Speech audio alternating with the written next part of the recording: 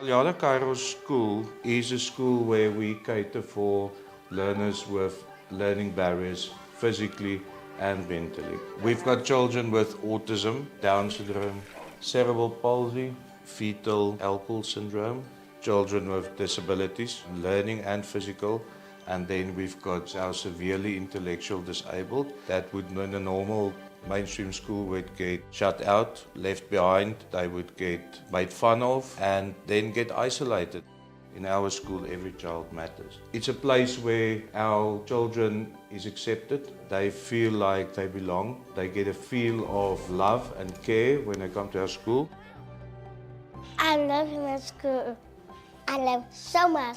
What I like about the school, they are giving us everything. We have transport, we eat in the school, they are teaching us, so I love it so much. It's also a safe haven for them. There is quite a lot of our children who comes from a very disadvantaged background, and we see that when children go home and they come back after weekend away, that they need a good shower, again, a good clean up, and that's where we take over and become the parents away from home. We are fortunate to have a nurse on site, which main priority is to look after the hostel children, and also our physio and speech therapists. We also have our national feeding scheme that is funded by the government, which ensure that every child in our schools gets a breakfast meal and then they get an afternoon lunch. And that does help them a lot because the feeding they get at home is not efficient most of the time. And as we all know, if a child is hungry, they're struggling to concentrate. We also try our best to prepare them for the future, to make our children independent. It doesn't matter what the abilities are. I like to play games and I want to be a builder. As a school, we're trying to form a child as a whole, including academics, psychologically, physically, mentally. We teach them maths, science, English, Afrikaans, life skills. We adapted the curriculum to their level that they would understand. My favorite subject at school is English. I love English because I'm good at it. Ik hou van wiskunde en sokker.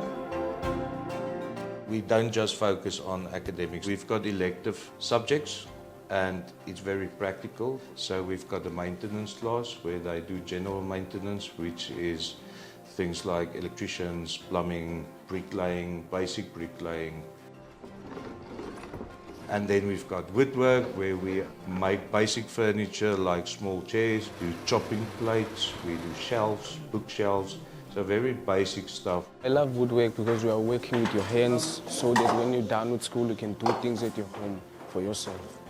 We've also got arts and crafts where they do a bit of painting, mosaic tiling, decoupage, and then we've got gardening or agricultural subjects where we teach them the basics of growing their own garden, healthy herbs, looking after animals, chickens, and being self-sufficient at home in the garden.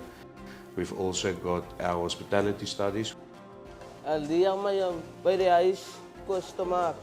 Ons maak vandag viskoekies, meel, eier en vis en eier, aardappels. Dit is baie lekker tannie.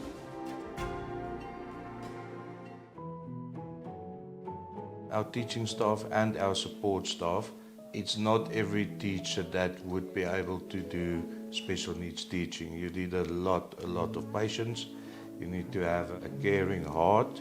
You need to be able to understand children on a different level. You need to be able to feel disappointed because you get a lot of disappointments. It's not always positive things coming out. But when you do get the positive things, it makes it worthwhile.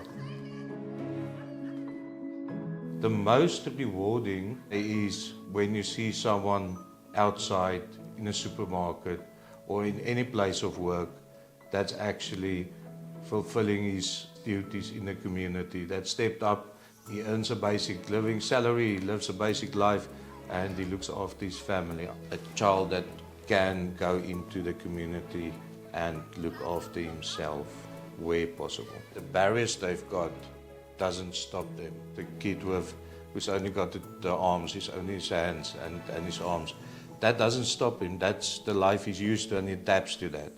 But then it's our duty to make sure we try to teach him how to fit into society.